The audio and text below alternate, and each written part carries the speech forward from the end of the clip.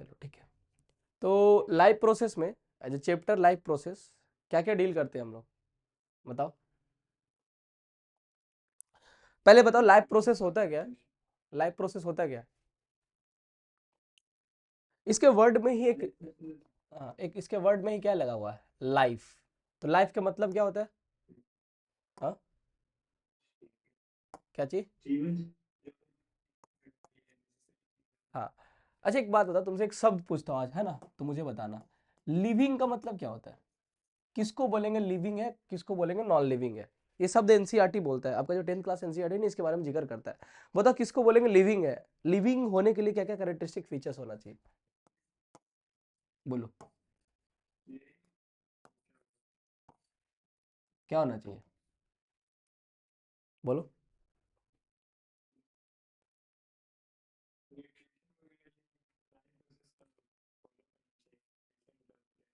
नहीं, एक एग्जाम्पल के लिए बोल रहा हूँ, है ना। मेरे सामने ये एक बोतल है ना।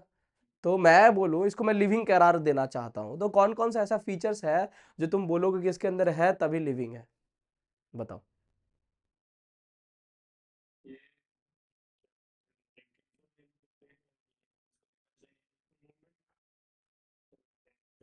अच्छा एक सेकंड, मेरा पंखा है ना बाबू, पंखा बिजली भी लेता है और मूवमेंट भी करता है, बता लिविंग है क्या?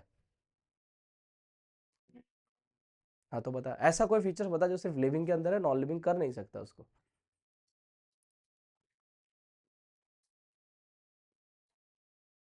तभी ना बोलेंगे कैरेक्टरिस्टिक फीचर है, सिर्फ और सिर्फ लिविंग के अंदर ये चीज देखने को मिलेगा, है ना।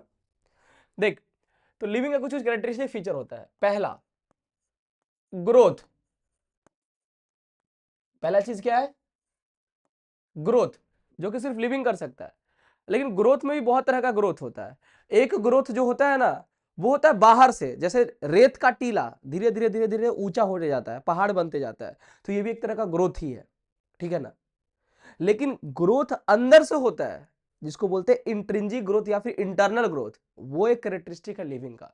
तो ग्रोथ में भी कैसा growth? Internal growth is the characteristic feature of living, internal growth, ठीक है ना। ग्रोथ में किसकी बात करें हम?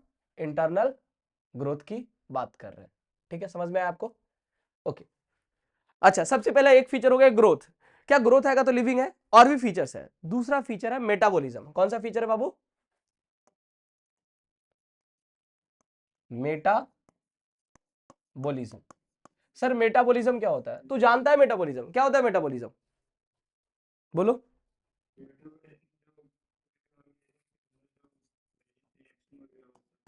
हाँ, देख, दुनिया में जितना लिविंग है, उसको लिविंग रखने वाला कौन है? तो उसके बॉडी के अंदर जो रिएक्शन चल रहा है वही उसको लिविंग रखता है। उसके अंदर जो रिएक्शन चल रहा है वो उसको क्या रखता है? लिविंग रहता है। तो कोई भी दुनिया में से कोई भी ऑर्गेनिज्म है, एक छोटा सा बैक्टीरिया उठा ले, लेकिन एक बड़ा सा हाथी उठा ले, दोनों कंपेयर करेगा तो दोनों के अंदर क्या चल रहा है? दोनों के अंदर मेटाबॉलिज्म चल रहा है। तो मेटाबॉलिज्म होता क्या है? मेटाबॉलिज्म बोलते हैं all reaction in living body, living body. Sir किस प्रकार का रिएक्शन चलता है? तो मेटाबॉलिज्म का ना दो पार्ट में हम डिवाइड करते हैं। कितने पार्ट में? दो पार्ट में। एक को बोलते हैं कैटाबॉलिज्म। क्या बोलते हैं? कैटाबॉलिज्म। कैटा मतलब काटना, मतलब ऐसा प्रोसेस जिसमें कुछ टूट रहा है। जैसे तू फूड लेता है ना, जैसे तू ग्लूकोज लेता है ना, अरे ग्लूकोज लेता है ना, ग्लूकोज नहीं, खाना लेता है, रोटी लेता है, रोटी को तोड़ने के बाद, ग्लूकोज को तोड़ने के बाद एनर्जी मिलता है। ये एक तरह का क्या है? कैटाबॉलिज्म है, ठीक है ना। प्लांट को देख, फोटोसिंथेसिस करता है, उसमें कुछ चीजें बनता है, तो उसका बोलेंगे एनाबॉलिज्म है, ठीक है ना। जैसे तूने फूड लिया, फूड को तोड़ा, तोड़ने के बाद अमीनो एसिड निकाला, अमीनो एसिड को जोड़ जोड़ के तूने एक प्रोटीन बना लिया। ये पता है ना तुम्हें कि जो हम खाना खाते हैं, प्रोटीन प्रोटीन खाते हैं, तो प्रोटीन के फॉर्मेट में हमारे बॉडी में ऑब्जर्व होता है क्या? नहीं। मैंने एक शब्द पूछा, तो जो रोटी चावल खाता है, क्या मैं रोटी चावल का एक सिरिंज में घोल बनाऊं और नस में डाल दूंगा, काम हो जाएगा क्या? ऐसा क्यों? अरे, एक सिरिंज में मैंने दाल का घोल लिया है ना, और जैसे पेशेंट को इंजेक्शन देते हैं ना, वैसे मैंने दे दिया। बता, ऐसा कर सकते हैं क्या? क्यों नहीं कर सकते? कभी दिमाग में आया है? बताओ।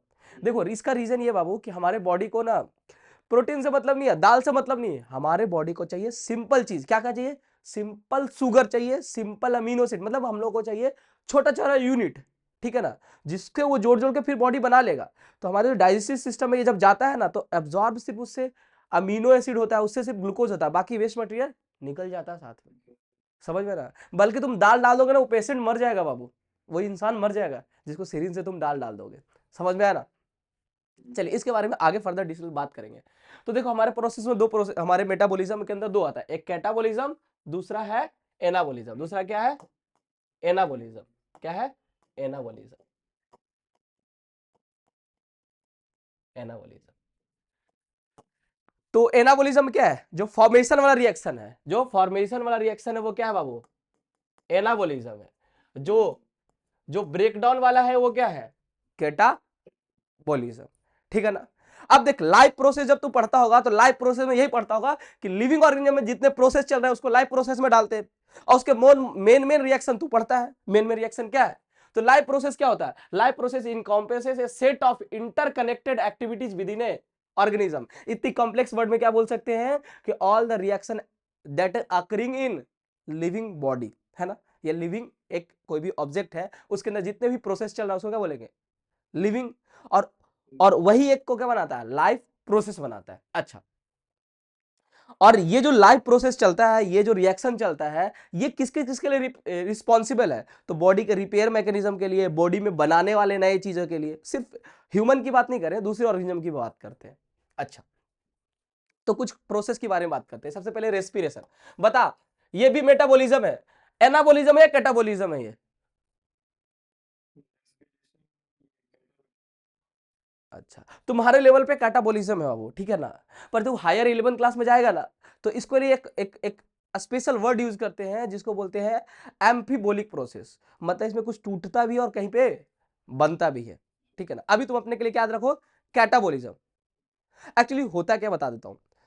एक्चुअली होता क्या है कि जब हम तुम एकदम सिंपल पढ़ा होगा ना, रिस्पायरेशन क्या सिंपल पढ़ा कि ग्लूकोज को तोड़ के क्या बनाते हैं? Pyruvic acid. फिर पायरुविक एसिड को एरोबिक रिस्पायरेशन में करके क्या कराते हैं? उससे ऑक्सीजन निकालते हैं और एनर्जी निकालते हैं 38 एटीपी। जितना सिंपल दिखता है उतना सिंपल है नहीं, बहुत बड़ा इसका चार्ट है बाबू, है ना? जो कि आपको पढ़ना है 11 क्लास में, वो लंबा सा चार्ट है, उसके थ्रू निकलता है। तो जो बीच बीच में इंटरमीडिएट होता है ना, ऐसा समझ, ग्लूकोज के एक साथ नहीं तोड़ देते हैं, उसको धीरे धीरे तोड़ते हैं। तो तोड़ने के क्रम में जो बीच में इंटरमीडिएट मिलता है ना, बीच में जो चीजें बनता है ना, वो चीज को हम किसी और प्रोसेस में यूज कर सकते हैं। उस प्रोसेस से हम अमीनो एसिड बना सकते हैं, उससे हम प्रोटीन बना सकते हैं। समझ में आना? अच्छा एक बात बता, तू रोटी भी खाता है तो एनर्जी मिलता है, तू दाल भी खाता है तो एनर्जी मिलता है ना? पर एनर्जी तो चाहिए आपको। दुनिया में कोई भी ऑब्जेक्ट को जिंदा रहना तो उसको चाहिए तो एटीपी ही। अरे एनर्जी का करेंसी, तुझे बाहर मार्केट में जाना है तो कुछ सामान खरीदना है तो क्या यूज करेगा? अपना करेंसी रुपीज यूज करेगा इंडिया में, है कि नहीं? वैसे बॉडी में कोई भी प्रोसेस करना है, मूवमेंट भी करना है या कोई भी काम करना है, कोई रिएक्शन भी चल रहा है, उसमें क्या खर्च होगा? एनर्जी। और वो एनर्जी किस फॉर्म में होगा? वो एटीपी। समझ में आना? तो एटीपी बनता कैसे है? रेस्पिरेशन से बनता है। तो रेस्पिरेशन में सिर्फ ग्लूकोज से रिस्पिरेशन नहीं हो सकता है, दूसरे दूसरे सब्सटेंस से भी रिस्पिरेशन हो सकता है। तो जो मैंने ऐसे से बोला था ना कि पार्ट बाय पार्ट टूटता है, तो दूसरा रिएक्टेंट भी उसको ज्वाइन वहां पे कर सकता है, ठीक है ना? अभी नहीं सोच पा रहे होगे, पर जब हम डिटेल में बात करेंगे ना तब इस पे और अच्छे से समझ में आएगा आपको, ठीक है? तो रेस्पिरेशन कैसा है बाबू? आपने सही जवाब दिया, कैटाबोलिक प्रोसेस है। बताओ एस्पिरेशन कैसा है?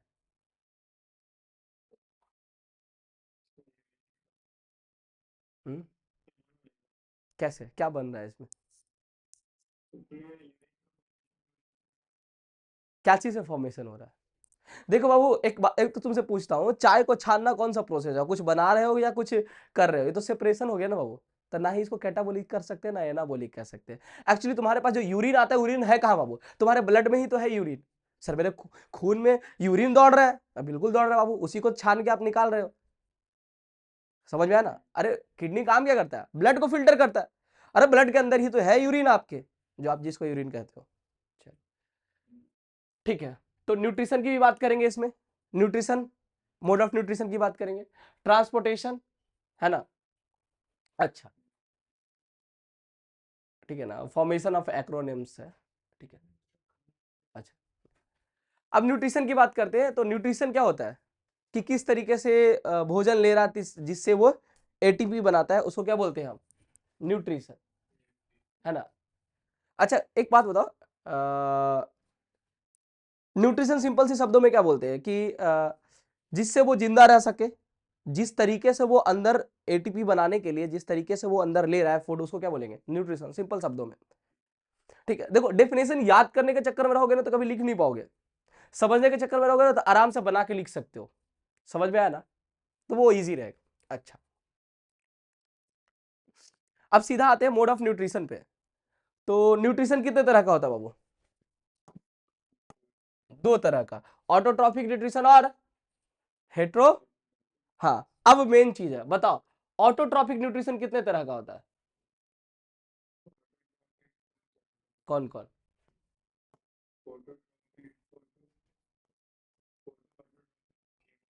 हाँ, फोटो, ऑटोट्रॉफिक और कीमो ऑटोट्रॉफिक। चलो, फोटो ऑटोट्रॉफिक के बारे में तो तुम जानते हो, जिसमें फोटोसिंथेसिस आता है। कीमो ऑटोट्रॉफ्स के बारे में बताओ मुझे।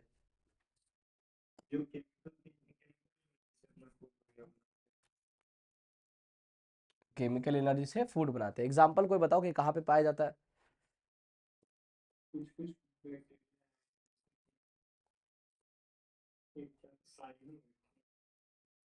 साइनोबैक्टीरिया बनाता है। देखो बताते हैं तुमको, मेनली जो ये होता है ना कीमोसिंथेटिक बैक्टीरिया, वो होते हैं आर्की बैक्टीरिया। कौन होते हैं? बैक्टीरिया। ये कहाँ पाए जाते हैं बाबू? ऐसे बैक्टीरिया जो कीमो ऑटोट्रॉफ्स होते हैं, वो कहाँ पाए जाते हैं? देखिए, जब समुद्र के गहराई में जाइएगा ना, एकदम उसके तल पे, उसके जब निचली सतह पे जाइएगा ना, वहां तक सनलाइट भी पहुंच नहीं पाता है। सनलाइट वहां तक पहुंच नहीं पाता है, उस गहराई को पेनिट्रेट नहीं कर पाता है। तो वहां पे जो जो जीवन रहता है बाबू, वो सनलाइट पे डिपेंडेंट नहीं रहता है, मतलब फोटोसिंथेसिस पे डिपेंडेंट नहीं रहता है। अच्छा एक बात बताइए, इनडायरेक्टली, इनडायरेक्टली आप अभी की बात करें तो इनडायरेक्टली जितने भी आपके आसपास ऑर्गेनिज्म है, आप है, जितना भी चींटी है, ये है, सब सब जितना भी ऑर्गेनिज्म है, सब प्लांट पे डिपेंडेंट है कि नहीं? और प्लांट किस पे डिपेंडेंट है? फोटोसिंथेसिस पे। तो जो अर्थ पे जितने भी लोग रह रहे हैं, अर्थ पे जो भी ऑर्गेनिज्म है, सब के सब फोटोसिंथेसिस पे डिपेंडेंट है। अरे है कि नहीं फोटोसिंथेसिस पे डिपेंडेंट? Directly indirectly.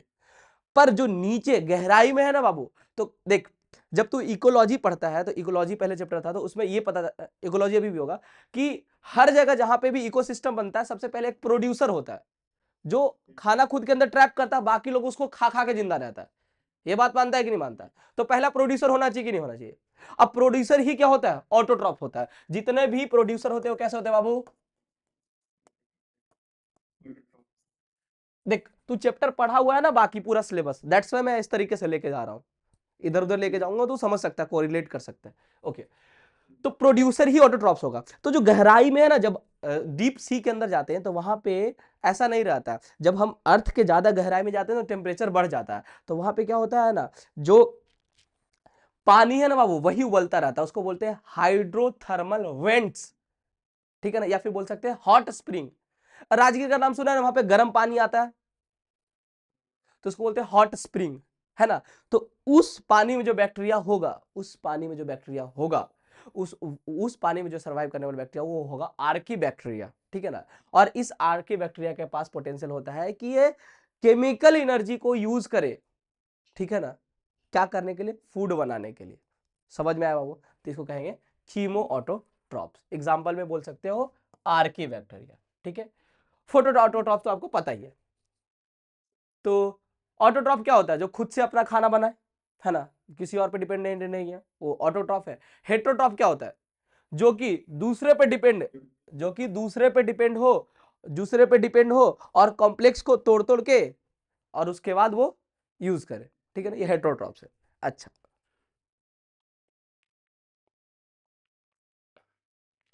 ठीक है, तो अब आते हैं ऑटोट्रॉफ में कि फोटोसिंथेसिस पे बात करते हैं, फिर बात करेंगे हेटरोट्रॉप पे। हेटरोट्रॉप का थोड़ा सा क्लासिफिकेशन, हेटरोट्रॉप का थोड़ा सा क्लासिफिकेशन है, वो हम बताएंगे। तो सबसे पहले इस पे आते हैं, फोटोसिंथेसिस पे आते हैं। तो एक बात बताओ, फोटोसिंथेसिस का केमिकल बैलेंस केमिकल रिएक्शन बताओ मुझे, बोलो। क्या लिखूं? एक सेकंड। 6CO2 प्लस 6 12H2O, फिर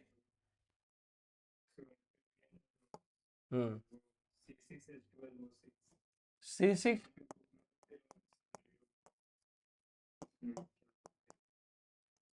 क्लोरोफिल और सनलाइट, देन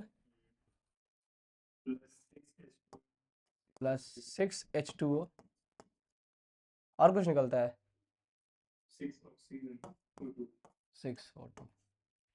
अच्छा एक बात बताओ, इस रिएक्शन को मैं ऐसे लिख दूं, देखना मैं इस रिएक्शन को ऐसे लिख दूं, क्या तुम्हें कोई दिक्कत होगा? बाकी जो लिखे वो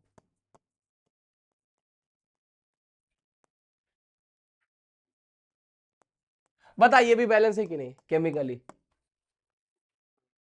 अरे केमिकली बैलेंस है कि नहीं? देख, दिख पा रहा होगा स्क्रीन, शायद दिख रहा है, ये भी बैलेंस है कि नहीं? ये चीजें जो लिखा है मैंने, ये भी बैलेंस है कि नहीं बताओ?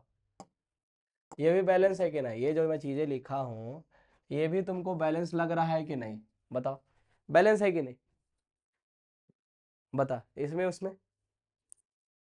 तो जो हम ये रिएक्शन लिखते हैं ना बाबू, ये हम ओवरऑल लिखते हैं। जो सही रिएक्शन है वो कौन सा रिएक्शन सही है? ऊपर वाला। क्यों? क्योंकि जब हमने पूरा का पूरा फोटोसिंथेसिस किया, ठीक है ना, अभी तो ऐसा लग रहा है कि 12 पानी हमको देना पड़ा, उसमें से 6 वापस ही आ गया, तो 12 क्यों दिया? अरे लॉजिकली बात है ना, 6 वापस ही मिल रहा, 6 ही देते, यूज हो जाता। अरे यूज हो जाता कि नहीं हो जाता? तो यहाँ पे बात होता है कि ये केमिकल रिएक्शन वैसा नहीं है कि एक टेस्ट ट्यूब में ये डाल दिए वो डाल दिए। ये बाबू एक बहुत लंबा प्रोसेस है, इसके अंदर साइकिल चलता है। कुछ रिएक्शन लाइट के प्रेजेंस में चलता है, उसको बोलते हैं लाइट रिएक्शन। कुछ रिएक्शन लाइट के प्रेजेंस के बिना चलता है, उसको बोलते हैं डार्क रिएक्शन। ये पूरा बड़ा सा है फोटोसिंथेसिस, ठीक है ना? जितना सिंपल है उतना नहीं है वो। तो उसमें देखा गया कि हम पानी का यूज कर रहे हैं क्या, सनलाइट के प्रेजेंस में, क्या तोड़ने के लिए, ताकि उससे क्या निकल सके। अच्छा पानी को क्यों तोड़ते हैं? Why we break the water?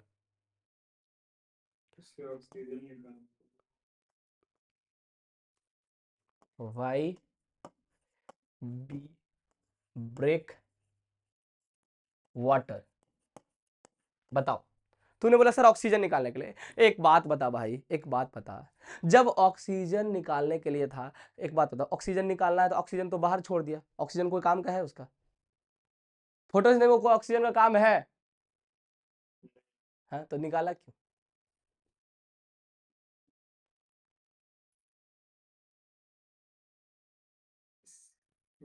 अरे ऐसा कोई, सुन मेरी बात सुन, ऐसा कोई रिएक्शन है क्या, ऐसा कोई फोटोसिंथेसिस है क्या जो बिना वाटर का होता हो? हाँ होता है, बैक्टीरिया में होता है, पर्पल सल्फर बैक्टीरिया में होता है। देख मैं समझाता हूँ क्यों काम है। देखो हमको जो मेन सोर्स चाहिए, देख तुझे बनाना है क्या बाबू, ग्लूकोज बनाना है। तुझे क्या बनाना है? ग्लूकोज बनाना। ग्लूकोज में है क्या? Carbon hydrogen and oxygen. Carbon hydrogen है ऑक्सीजन। देख कार्बन और ऑक्सीजन का सोर्स कौन है बाबू? CO2 है कि नहीं? अरे CO2 है कि नहीं? बस करना क्या, इसमें हाइड्रोजन जोड़ देना है। तुझे पता है हमें बस क्या चाहिए, एक CO2 चाहिए, और CO2 को हाइड्रोजन देने वाला चाहिए। क्या चाहिए? CO2 चाहिए, और CO2 को एक हाइड्रोजन देने वाला चाहिए। तो पानी कुछ नहीं है बाबू, पानी है हाइड्रोजन डोनर। क्या है? सर क्या इसके जगह पे कुछ और यूज कर सकते हैं? तू यूज कर सकता है बाबू।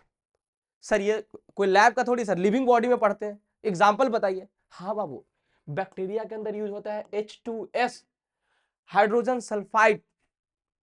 सर तो उसके अंदर ऑक्सीजन नहीं निकलेगा, फोटोसिंथेसिस होगा तो? बिल्कुल नहीं निकलेगा। तभी तरह से हम फोटोसिंथेसिस को दो टाइप्स में बांटते हैं, ऑक्सीजेनिक फोटोसिंथेसिस और नॉन ऑक्सीजेनिक फोटोसिंथेसिस। समझ में आया? बस सिग्निफिक देख, मैं तुझे हाई लेवल नहीं पढ़ा रहा हूं, बस तूने जो पढ़ा है बस उसका मीनिंग बता रहा हूं। समझ में आया कि नहीं? ठीक है ना? तुझे लग रहा है कि सर ऊपर बता, ऊपर नहीं बता रहा, यही चीजें बता रहा हूं, बस तेरे को थोड़ा सा क्रिटिकल थिंकिंग समझा रहा हूं कि वाटर, वाटर का है, उसका काम क्या है? तो वाटर का काम है हाइड्रोजन देना। क्या काम है? अरे वो पानी से हाइड्रोजन निकाल लिया तो पानी में बचेगा क्या? वो ऑक्सीजन, ऑक्सीजन मेरे को काम करनी तो ऑक्सीजन बाहर निकल जाए। क्या समझ में आया क्या? अरे समझ में आया क्या ये बातें? समझ में आया? ओके, ठीक है। तो ये जो पानी था किसके लिए था? हाइड्रोजन निकालने के लिए, हाइड्रोजन निकालने के लिए, और ऑक्सीजन रिलीज हुआ। सर यहाँ पे पानी कहां से आ रहा है? तो मैं बताऊंगा बाबू, ये बहुत बड़ा साइकिल है। वो साइकिल तुझे पढ़ना पड़ेगा, तब पता चलेगा कि वहां पे पानी निकलता है। समझ में आया ना? तो उस साइकिल में पानी निकलता है। समझ में आया ना? मतलब उस रिएक्शन में पानी निकलता है। अब समझ में आया बाबू? हाइड्रो वाटर का काम क्या है? हाइड्रोजन देना। उसके जगह पे H2S रहेगा, तो वहां पे क्या, वहां पे हाइड्रोजन डोनर कौन हो जाएगा? H2S हो जाएगा। ठीक है। उस टाइप के फोटोसिंथेसिस को बोलते हैं नॉन ऑक्सीजेनिक फोटोसिंथेसिस। पता है पहले 10th क्लास में एक चैप्टर का नाम था इवोल्यूशन, जिसमें हम पढ़ते हैं कि जीवन में उत्पत्ति कैसे हुआ, लाइफ कैसे आया। तो जब दुनिया में पहली बार लाइफ आया था ना, अर्थ पे पहली बार लाइफ आया था ना, तो ऐसे ऐसे प्रोड्यूसर थे, ऐसे ऑटोट्रॉप्स थे जो कि नॉन ऑक्सीजेनिक थे। ऐसे फोटोसिंथेसिस पहली बार हुआ था जो नॉन ऑक्सीजेनिक हुआ था। समझ में आया ना? और बाद में जब ऑक्सीजेनिक हुआ तब जाके ऑक्सीजन रिलीज होने लग गया। समझ में आया बाबू? अच्छा, अब इसी में बात किया जाता है, 2-3 एक्सपेक्ट में बात किया जाता है कि फोटोसिंथेसिस के दौरान क्या क्या होता है। तो आपका जो क्लोरोफिल है ना, वो क्लोरोफिल क्या करता है? लाइट को ट्रैप करता है ना। ट्रैप करके क्या करता है? ट्रैप करके क्या करता है? पानी को तोड़ता है। तो पानी को तोड़ता है, इसी को वर्ड में हम बोलते हैं कि पानी को तोड़ने के बाद इससे हाइड्रोजन निकलता है। ये हाइड्रोजन को जोड़ देते हैं किस में जाके? कार्बन डाइऑक्साइड में। और कार्बन डाइऑक्साइड से जुड़ के क्या बन जाता है? ग्लूकोज। तो इसको एक वर्ड में बोल सकते हैं कि हम लाइट एनर्जी को किस में कन्वर्ट कर दिए बाबू? केमिकल एनर्जी में। किस में कन्वर्ट कर दिए? केमिकल एनर्जी में। और क्या होता है बाबू इसमें? जब पानी को तोड़ते थे क्या निकलता है? Hydrogen and oxygen. ठीक है ना? ये तो आपको बता ही दिया मैंने। देखो इसमें तभी वर्ड लिखा हुआ है conversion of carbon dioxide into carbohydrate through reduction. Reduction मतलब क्या होता है बाबू? नहीं, ए केमिस्ट्री पढ़ा नहीं, रिडक्शन नहीं पता क्या होता है? ऑक्सीडेशन रिडक्शन नहीं पता क्या होता है? टाइप्स ऑफ रिएक्शन नहीं पढ़ा तू? हाँ, देखो देख बता देता हूँ, आज आज देख ले। ए कोई एटम है, ए कोई एटम है। अच्छा, सबसे पहला कंसेप्ट, अगर ए में ऑक्सीजन जुड़ गया तो क्या बन जाएगा वो? AO। तो बोलेंगे ए का क्या हो गया? ऑक्सीडेशन हो गया। क्या हो गया? ऑक्सीडेशन। ये पुराना कंसेप्ट है। नया कंसेप्ट क्या है कि अगर जो ए सबस्टांस है, ए सबस्टांस है, और ए सबस्टांस से अगर जो इलेक्ट्रॉन निकल गया, क्या हो गया बाबू? ए इलेक्ट्रॉन निकल गया। तो एक इलेक्ट्रॉन निकल जाएगा किसी से तो क्या हो जाएगा? वो ए प्लस हो जाएगा कि नहीं हो जाएगा? अरे बोलो, ए प्लस हो जाएगा कि नहीं हो जाएगा? अरे ए से कुछ निकल जाएगा तो ए प्लस हो जाएगा ना। तो इस वक्त बोलेंगे इसका क्या हो गया? ऑक्सीडेशन। क्या हो गया? ऑक्सीडेशन हो गया। ए का क्या हो गया? वो ऑक्सीडेशन हो गया। ठीक है, ये ऑक्सीडेशन है। अच्छा, एक बात बताओ, अगर जो कोई सबस्टांस बी है, कोई सबस्टांस बी है, बी में एक इलेक्ट्रॉन जुड़ गया तो क्या बोलेंगे? बी माइनस बन जाएगा। तो यहां पे बोलेंगे बी का क्या हो गया? रिडक्शन हो गया। क्या हो गया? रिडक्शन। ठीक है। और एक और कंसेप्ट होता है, सुनना। जैसे किसी सबस्टांस में ऑक्सीजन का जुड़ना क्या कहलाता है? ऑक्सीडेशन। ठीक है ना? और किसी सबस्टांस से एक इलेक्ट्रॉन का निकलना ऑक्सीडेशन कहलाता है, एक इलेक्ट्रॉन का जुड़ जाना क्या कहलाता है? रिडक्शन। ठीक है। ठीक उसी प्रकार से किसी सबस्टांस में, जैसे ए सबस्टांस है, इसमें एक हाइड्रोजन जुट गया तो इसको बोलेंगे इस सबस्टांस का क्या हो गया बाबू? रिडक्शन हो गया। ए का क्या हो गया? ए का क्या हो गया बाबू? रिडक्शन। क्या हो गया? रिडक्शन हो गया। ए का क्या हो गया? रिडक्शन। क्या मेरी बात समझ में आया? आज से भूलेगा ऑक्सीडेशन रिएक्शन क्या होता है? हाँ, दूसरे पेज में थोड़ा सा समझाओ ऑक्सीडेशन रिएक्शन क्या होता है। हाँ, देख, ऑक्सीडेशन रिएक्शन क्या होता है कि ऑक्सीडेशन, ठीक है, मैं थोड़ा सा बायोलॉजी से केमिस्ट्री में आ गया हूं। पर कोई बात नहीं, बायोलॉजी में भी जरूरत है इस चीज का, जब आप 11th में जाइएगा ना तब इसका जरूरत पड़ेगा।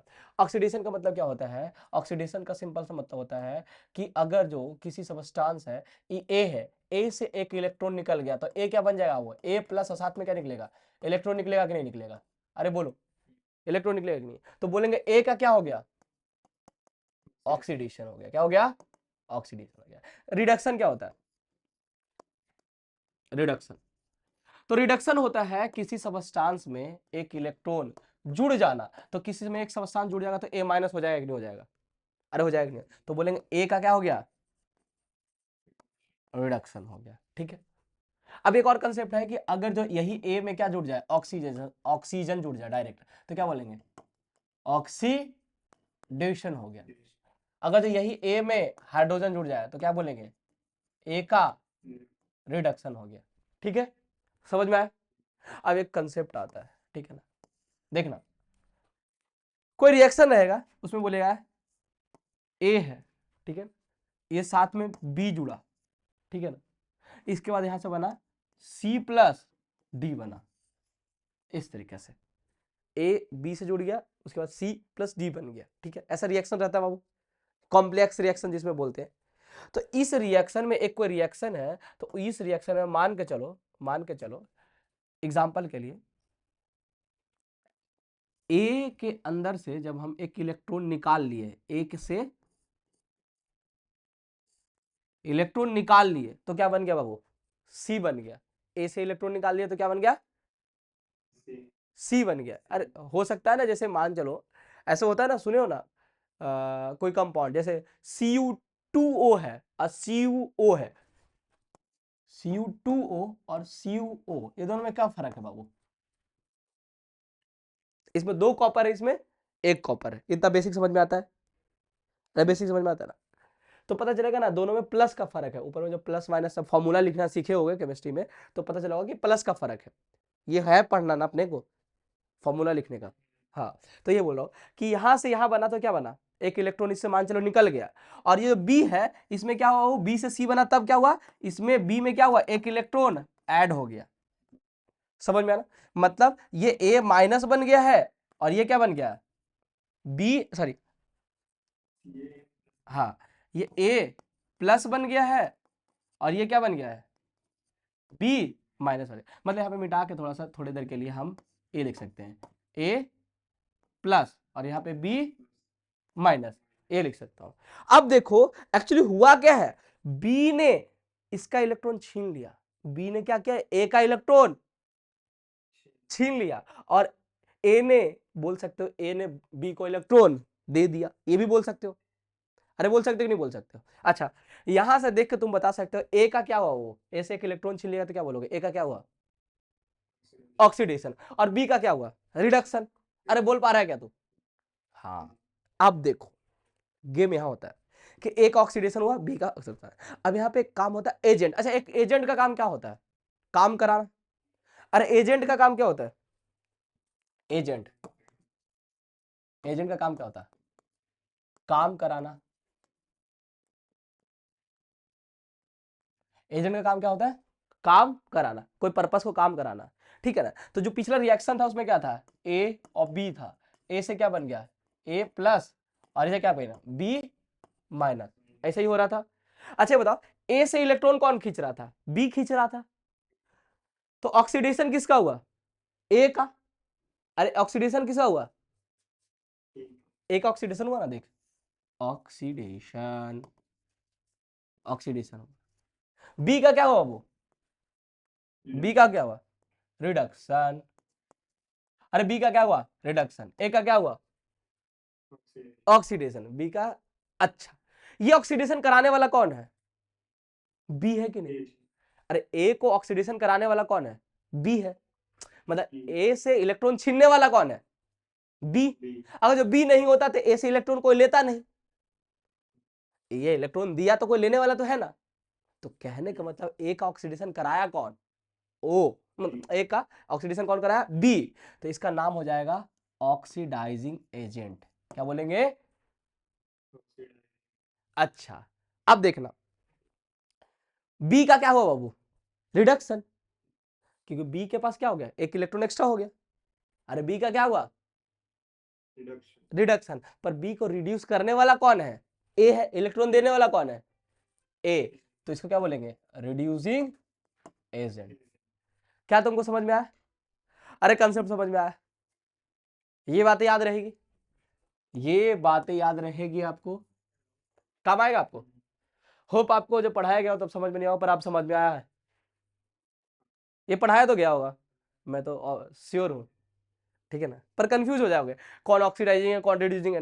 तो सिंपल इलेक्ट्रॉन का देन लेन सीखना है, ध्यान देना है, समझ में आसानी से आ जाएगा, ठीक है। चलो, तो यही लाइन लिखा हुआ वो कि कार्बोहाइड्रेट का क्या किया गया है, रिडक्शन किया गया है। सर एक शब्द को आप इतना क्यों तोड़ते बोलते हैं, मुझे पता है बाबू, देखो इसी वजह से तो अलग अलग सब्जेक्ट पढ़ते हैं और सबको इंटीग्रेट करने में मजा आता है, ठीक है ना। चलो,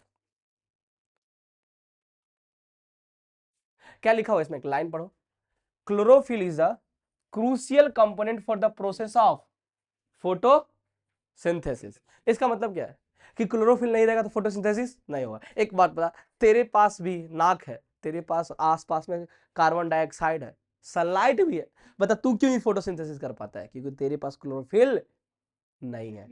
समझ में आया क्या, सिंपल शब्दों में ये जवाब देना चाहता है, ठीक है। अच्छा, एक चीज चेक करना चाहते हैं कि कहीं पे फोटोसिंथेसिस हो रहा है कि नहीं हो रहा है। तो फोटोसिंथेसिस का प्रोडक्ट क्या होता है, ग्लूकोज। अब एक बात बताता हूं, एक तुमको शब्द बताता हूं, मान के चलिए सामने प्लांट है बाबू, ये प्लांट है और इस प्लांट का एक पत्ता है, पत्ता है, ये प्लांट का एक पत्ता है।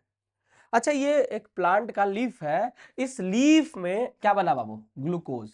क्या बना, ग्लूकोज। एक बात बता, आसपास वाला जो सेल है उसको खाना में क्या चाहिए, ग्लूकोज चाहिए। अरे जैसे ही बनेगा उसको लेके खा नहीं लेगा, लेके उसको ऑक्सीडाइज नहीं कर पाएगा, तुरंत करवा देगा वो, है ना। तो ऐसा, और बताओ रूट तक पहुंचना है तो रास्ता में सब यूटिलाइज कर लेगा कि नहीं कर लेगा, अरे कर लेगा कि नहीं कर लेगा, यूटिलाइज, यूटिलाइज कर लेगा। तो इसी वजह से जैसे ग्लूकोज बनता है ना, इसको ग्लूकोज में रहने नहीं दिया जाता है, इसको चेंज कर दिया जाता है, ठीक है ना। तो ग्लूकोज को अगर जो हमको ट्रांसपोर्ट करना है, क्या करना है, ट्रांसपोर्ट करना, तो हम ग्लूकोज के फॉर्मेट में ट्रांसपोर्ट नहीं कर सकते, इसको किस में कन्वर्ट करना पड़ेगा, वो सुक्रोज में। किसमें, सुक्रोज में। अगर जो ग्लूकोज को हमको स्टोर करना है तो स्टोर हम इसको करेंगे किसके फॉर्मेट में, वो स्टार्च के फॉर्मेट में। किसके फॉर्मेट में, स्टार्च के फॉर्मेट में।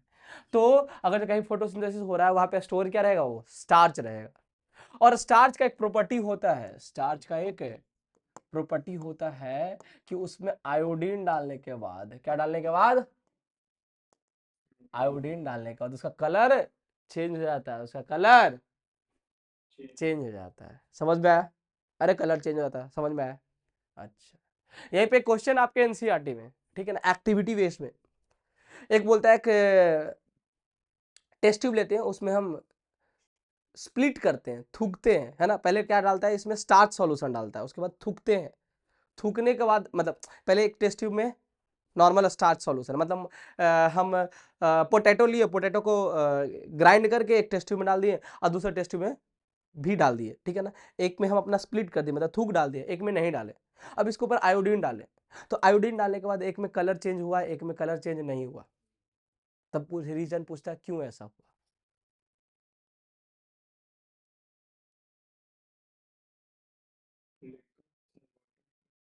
नहीं, एक फिर से बताता हूँ, एक आयोडीन कलर चेंज करता है ना स्टार्च के प्रेजेंस में, ये तो बात पता है तुझे, अरे बात पता है कि नहीं पता है, अरे नहीं पता। लीफ एक्सपेरिमेंट जो धूप में रखते थे, आधा को कवर कर देते हैं, वापस लाते आयोडीन डालते, जहां पे फोटोसिंथेसिस होता है वहां पे कलर आता है, वहां पे ब्लैंक रह जाता है। अरे ये सुना तो होगा, अरे सुना है ना। हाँ, तो यही बोलो स्टार्च का कंसेप्ट। तो यहाँ पे एक डाइजेस्टिव सिस्टम जब पढ़ते हैं ना, तो वहां पे एक कंसेप्ट है। कंसेप्ट ये है कि जो हमारा माउथ है, जो सलाइवा है ना, सलाइवा के अंदर एक एंजाइम होता है जिसका नाम है सलाइवरी अमाइलेज, या फिर दूसरे शब्दों में बोले तो टाइलिन। ये क्या करता है, स्टार्च को ब्रेक डाउन कर देता है। तो जिस टेस्ट ट्यूब में तूने स्प्लिट किया था वहां पे अब स्टार्च तो रहा ही नहीं, तो कलर चेंज होगा कैसे, देख। तुझे सब पता है कि स्टार्च से कलर चेंज होता है, तुझे ये भी पता है कि हमारा सलाइवा में क्या होता है, सलाइवरी अमाइलेज होता है, बस दोनों को इंटीग्रेट करना था। अरे समझ में आया क्या? मतलब इस एस्पेक्ट से पढ़ेंगे ना तो हो जाएगा, मतलब हमारा कॉम्पिटिटिव अप्रोच आ जाएगा। चलिए अच्छा, फोटोसिंथेसिस के लिए क्या क्या चीज चाहिए वो तो आपने बता ही दिया। कार्बन डाइऑक्साइड चाहिए, कहां से आता है कार्बन डाइऑक्साइड?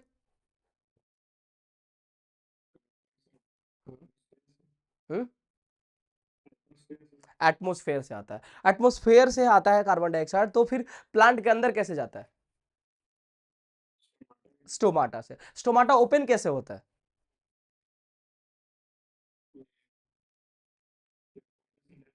अच्छा, स्टोमाटा का पूरा वो बता सकते हो स्ट्रक्चर कैसा रहता है और क्या क्या कंपोनेंट्स रहता है आसपास में? ये देखो, सबसे बाहर से अंदर की ओर आ रहे हो, अंदर से बाहर जा रहे हो? हाँ बताओ, बाहर सबसे बाहर क्या है? हम्म हम्म, फिर? हाँ। हम्म। अच्छा बताओ, खुलता कैसे है? स्टोमाटा ओपन करना है, कैसे खुलता है?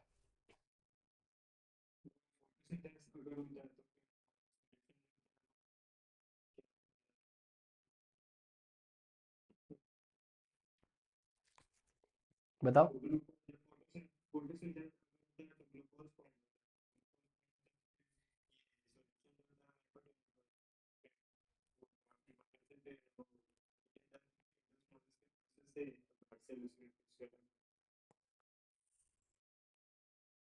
अच्छा, एक तुमसे सवाल पूछता हूँ, ऐसा ही होता कुछ गार्ड सेल? अच्छा एक बात, मुझे एक बात बता, जब इसके अंदर पानी भरता है तो बता, पानी भरेगा तो फूलेगा ना, तो फूलेगा तो बता बाबू, बंद होना चाहिए खुलना चाहिए? कैसे? एक सेकंड।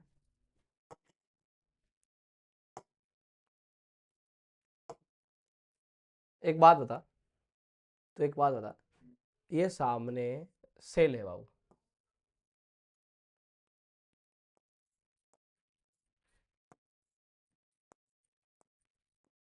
ये सामने सेल है, ये फूलेगा तो खुलेगा या बंद होगा? बीच में गेट है, गेट ये फूलेगा तो खुलेगा या बंद होगा?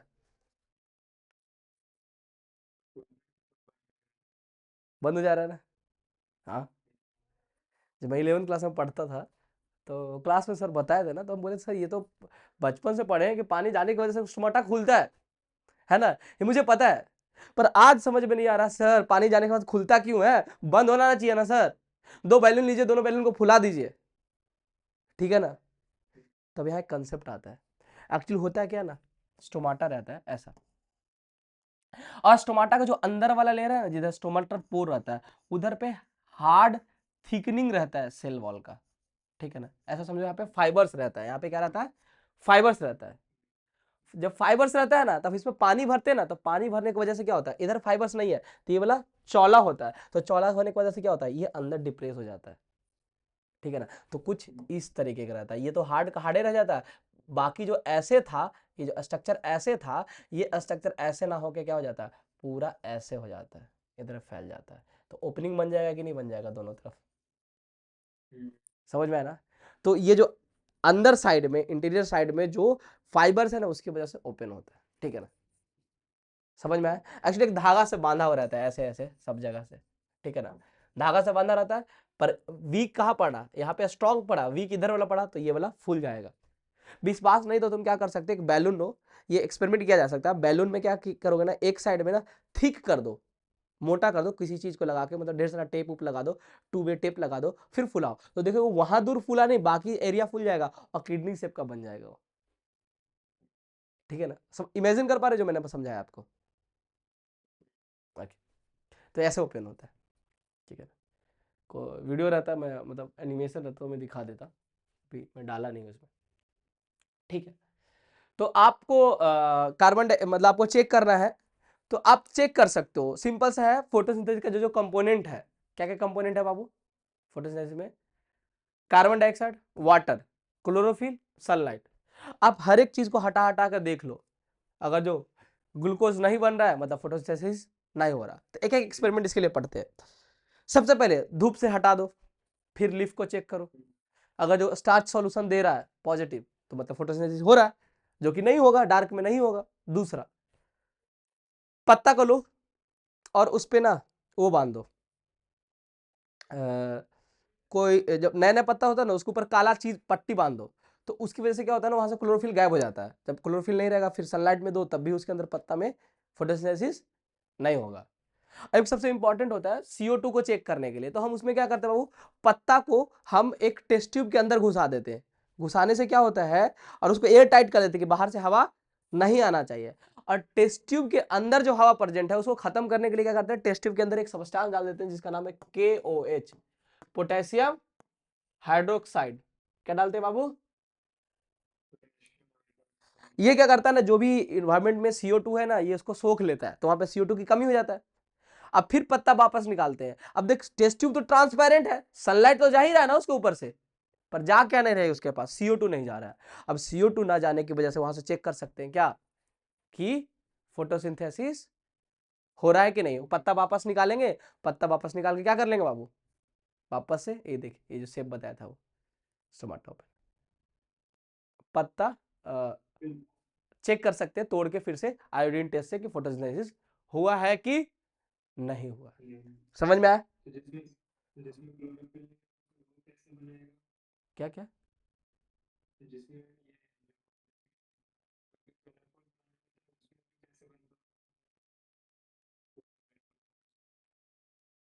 अच्छा अभी जो मैं बताया था वो CO2 का इंपॉर्टेंस बता रहा था, जो मैंने अभी एक्सपेरिमेंट बताया था ना कि लीफ को टेस्ट ट्यूब में अंदर डाले, तो इसमें क्या हुआ, हम ट्रांसपेरेंट तो है बाबू, ऊपर से फोटोसिंथेसिस तो हो सकता है, पर अगर वो समझ में, अच्छा तुम्हारा एक डॉट है ठीक है, उसको डॉट समझाते हैं। देखो अब तुमको बताते हैं, इसके लिए तुमको सेल पढ़ना होगा। सेल एक टॉपिक है ना, जब पढ़ोगे ना तो पता चलेगा, एक टर्म होता है प्लास्टिड, ठीक है।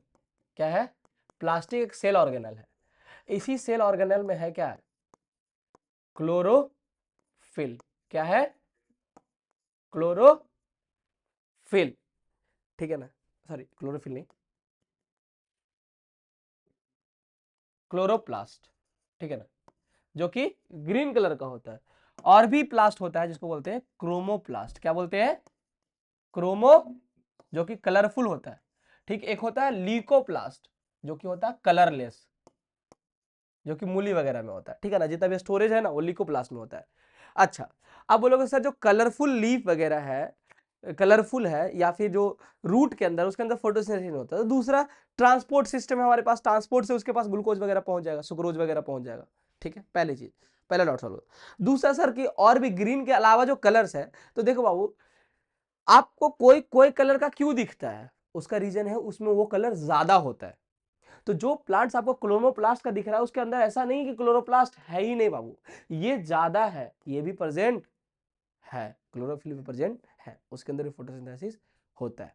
समझ में आया आपको, आया ये बातें समझ में आया कि उसके अंदर क्लोरोफिल, क्लोरोप्लास्ट है, क्लोरोप्लास्ट के अंदर क्लोरोफिल है। समझ में आया। अच्छा एक सब पूछते हैं आपसे कि दो तीन सवाल आप पूछना है, एक अभी पूछता हूँ कि प्लांट ग्रीन क्यों कलर का दिखता है, क्यों, क्लोरोफिल पिगमेंट ग्रीन क्यों है। तुम्हारे पीछे जो गोदरेज है वो उस कलर का क्यों है। सर ये कैसा बेतुका सवाल है, आप क्यों है, ये क्यों है, ऐसा सवाल थोड़ी बच्चा पूछता है सर। नहीं इसका रीजन है वो बताता हूँ। कोई भी किस कलर का तुमको इस वजह से दिखता है ना, क्योंकि वो उसके अलावा सारा कलर को एब्जॉर्ब कर रहा है, बस वही कलर को क्या कर रहा है, रिफ्लेक्ट कर रहा है। ऐसा चेक करने के लिए लोग ने क्या किया ना, लाइट को अलग मतलब प्लांट को अलग अलग कलर दिया कि ले फोटोसिंथेसिस कर। जैसे सनलाइट है ना, सनलाइट में क्या है तुमको पता है, रेनबो बनता है, विव्यूअर है, पूरा 7 कलर है, अरे पता है कि नहीं। तो हर एक कलर को अलग अलग हम डाल के देख सकते हैं। तो अलग अलग कलर डाल के देखे तो पता चला हरा तो बिल्कुल लेता ही नहीं है। सबसे ज्यादा जो जिसमें फोटोसिंथेसिस होता है वो है रेड एंड ब्लू कलर, जिसमें photosynthesis, red and violet, blue भी बोल सकते हो, रेड एंड ब्लू कलर में सबसे ज्यादा फोटोसिंथेसिस होता है, बाकी में फोटोसिंथेसिस नहीं होता है। तो ग्रीन कलर का इसी वजह से, क्योंकि ग्रीन कलर को अब्सॉर्ब नहीं करता, ग्रीन कलर को रिफ्लेक्ट करता है। तो आपके जो पीछे जो अलमीरा है वो उस कलर का इस वजह से क्योंकि वो कलर उसको रिफ्लेक्ट करता है। अब दो कलर बहुत इंपॉर्टेंट है, एक ब्लैक और एक व्हाइट। व्हाइट ऐसा सबस्टांस, व्हाइट इस वजह से दिखता है क्योंकि वो कोई भी कलर को एब्जॉर्ब नहीं कर रहा, सारा का सारा रिफ्लेक्ट कर रहा, तो कोई कलर नहीं तो व्हाइट ही होगा। और ब्लैक सारा का सारा कलर को एब्जॉर्ब कर रहा है, कुछ रिफ्लेक्ट कर ही नहीं रहा है, तो वो क्या कहलाएगा? ब्लैक। क्या कलर वाला कंसेप्ट समझ में आया? अरे आया समझ में? ठीक है ना? तो ये कंसेप्ट से आपको समझ में आया कि उसके अंदर भी क्लोरोप्लास्ट है, तब वो फोटोसिंथेसिस कर रहा है, हमको दिख नहीं रहा है, मतलब कंसंट्रेशन कम होगा। समझ में आएगा? ओके, डॉट क्लियर हो गया? अच्छा,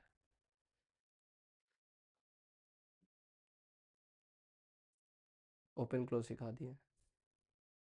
अच्छा, अब आपसे एक मैं सवाल पूछता हूँ, हेड टू टॉपिक न्यूट्रिशन कल पढ़ाऊंगा, आज एक सवाल पूछता हूँ, उसको सॉल्व करने की कोशिश करते हैं। स्पेस मिलेगा? हाँ, यहाँ पे मिल सकता है। ठीक है, एक सवाल पूछता हूँ आपसे, है ना? जवाब दे दिए तो मेरी तरफ से चॉकलेट आपके पापा के थ्रू भेजवाऊंगा मैं। ठीक है, सर इसका मतलब तो नहीं जवाब दे पाएंगे, ट्राई करो। एक बात करो, अच्छा एक बात बताओ, प्लांट्स क्या लेता है दिन में, कार्बन डाइऑक्साइड या ऑक्सीजन?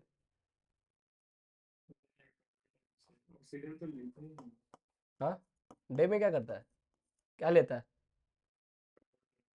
कार्बन डाइऑक्साइड लेता है, ठीक है। नाइट में, रात में?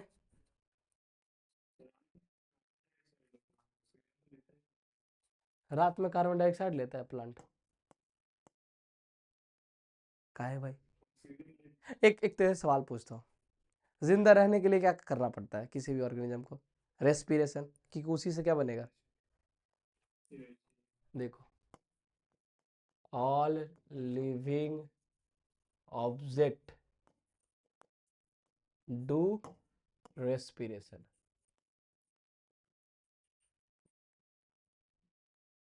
फॉर, किसके लिए? एनर्जी? हाँ, अरे फॉर एनर्जी। एनर्जी किस फॉर्मेट में? एटीपी के फॉर्मेट में। एटीपी का फुल फॉर्म क्या होता है? हाँ, ठीक है, यही करेंसी है हमारा, एटीपी, एनर्जी का करेंसी यही चाहिए। और जितने भी लिविंग ऑब्जेक्ट है वो रिस्पायरेशन करेंगे, उसी के थ्रू एटीपी बनाएंगे, ठीक है। और रिस्पायरेशन दो तरह का, एरोबिक और एरोबिक, ये आपको पता है, ये बातें तो पता होगा ना। तो ऐसा समझ लो, प्लांट भी तो एरोबिक रिस्पायरेशन ही करता है, हम लोग भी। तो दुनिया के सारे जो ऑर्गेनिज्म है, मतलब लगभग ऑर्गेनिज्म, वो एरोबिक रिस्पायरेशन करते हैं, मतलब लोअर को छोड़ के एरोबिक रिस्पायरेशन कर रहे हैं, मतलब रिस्पायरेशन तो कर रहे हैं। तो प्लांट रिस्पायरेशन कर रहा है, तो रिस्पायरेशन में क्या जरूरत पड़ेगा?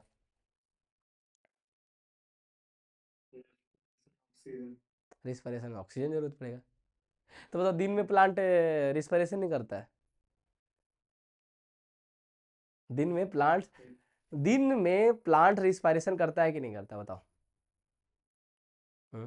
दिन में प्लांट रिस्पायरेशन करता है कि नहीं करता है? बताइए। दिन में रिस्पायरेशन, तो फिर CO2 कह लेता है।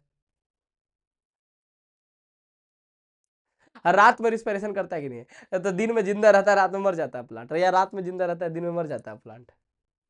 देखिए समझाते हैं इसका कंसेप्ट, है ना, ध्यान दीजिएगा इधर। सर ये सब चीजें कभी सुने सोचे ही नहीं है। देखो बाबू, प्लांट हमेशा जिंदा रहता है और हमेशा रिस्पायरेशन करता है, ऑल टाइम क्या करता है बाबू? ऑल टाइम क्या करता है? रेस्पिरेशन। ऑल टाइम क्या करता है? रिस्पिरेशन करता है। सब टाइम क्या करता है बाबू प्लांट्स? रेस्पिरेशन करता है। अच्छा, तो रात में भी क्या चाहिए, रेस्पिरेशन में क्या चाहिए होता है? रेस्पिरेशन में ऑक्सीजन नीड होता है, और निकलता क्या है? CO2 एक्सक्रीट होता है, ठीक है ना, ये निकलता है, ठीक है, समझ में आया? तो या तो डे हो या तो नाइट हो, अगर जो मैं बोलूं रिस्पायरेशन की, तो रिस्पायरेशन में O2 अगर जो निकल रहा है, नहीं सॉरी, O2 अगर जो लग रहा है तो CO2 निकलेगा बाबू। नाइट में भी रेस्पिरेशन में क्या हो, O2 लगेगा और CO2 निकलेगा बाबू, ठीक है, ये दिन हो चाहे रात हो। अब आते हैं फोटोसिंथेसिस पे, किस पे आते हैं बाबू? फोटोसिंथेसिस पे आते हैं। ठीक है, ध्यान से देखना। तो फोटोसिंथेसिस में डे में होता है नाइट में? दिन में, ये तो कंफर्म होना। तो दिन में फोटोसिंथेसिस में क्या लगता है? CO2 लगता है बाबू, निकलता क्या है?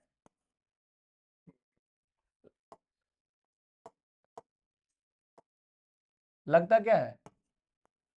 निकलता ऑक्सीजन है। क्या नाइट में होता है ऐसा कुछ एक्टिविटी क्या? नहीं। तो रात में प्लांट को क्या चाहिए? ऑक्सीजन। निकालेगा क्या? कार्बन डाइऑक्साइड रात में। अब दिन की बात करते हैं। सर दिन में बताइए, फोटोसिंथेसिस से ऑक्सीजन निकल रहा है, वो यूज हो जाना चाहिए रिस्पायरेशन में, और रिस्पायरेशन से जो कार्बन डाइऑक्साइड निकल रहा है वो यूज होना चाहिए फोटोसिंथेसिस में। तो फिर तो ना सांस लेना चाहिए ना सांस छोड़ना चाहिए। फिर काहे बोलते हैं कि प्लांट ऑक्सीजन निकालता है?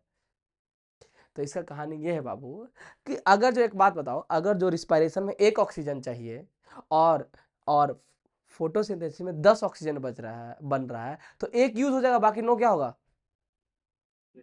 निकल जाए। अब तुम सही हो, अब तुम सही हो कि अब तुम सही हो, अब तुमको समझ में आने लगा होगा कि CO2 जो लगता है ना फोटोसिंथेसिस में, उसकी क्वांटिटी ज्यादा होता है, जो कि कंपनसेट किससे नहीं हो पाता है?